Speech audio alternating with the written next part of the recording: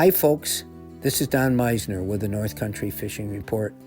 You know, one of the things that people, there's been a few times where this sensation has been publicized where people have gone out for largemouth bass or even smallmouth, but largemouth bass, and we're catching big numbers of big fish on spoons.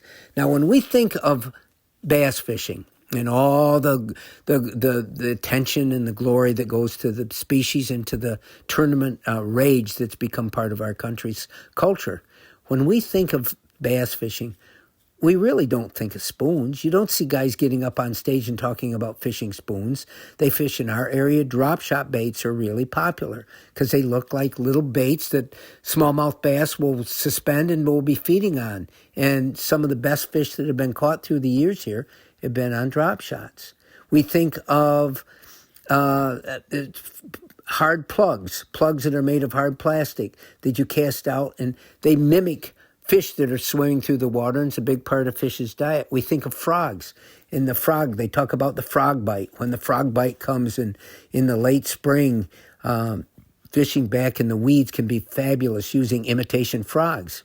That's another really favorite largemouth type of lure.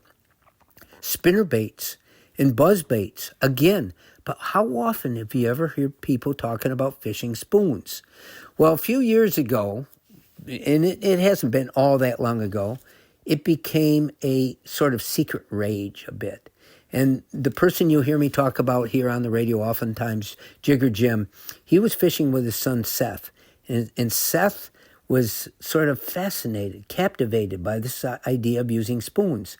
And so he started getting these big spoons. When I say big, we'll say 6 to 8 inches or something in that range. They aren't little baits.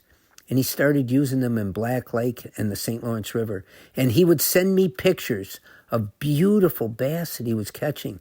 And I'm like, Seth, these were caught on spoons? He says, oh, yeah. And he just had a twinkle in his eye. And I remember talking to his father, Jigger Jim, and Jim says, yes, I go with him. And you can't believe the bass that he's catching on these spoons. And it goes against kind of what we're taught. And we tend to believe what we taught, and we tend to believe what the experts tell us.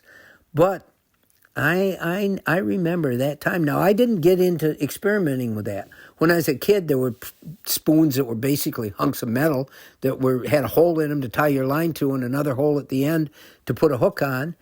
And I caught a lot of trout using these spoons. And for northern pike, the Daredevil spoon, red and white, for years and years was the ultimate lure you could use. But don't close your mind off to other ideas. And new things are coming out all the time. Spoons are not new, but they represent something different. Obviously, they don't look like your favorite food to eat because they're shiny, they're hard metal. They put out a flash, and it may be that flash. It may be they aren't triggering what fish think they want to eat, but they're triggering something that is either alarming them or startling them or just piquing their curiosity. And they can be extraordinarily effective at certain times. Another thing for you to keep in mind for exploring a new world of fishing as we go forward. Until next time, folks, this is Don Meissner with the North Country Fishing Report.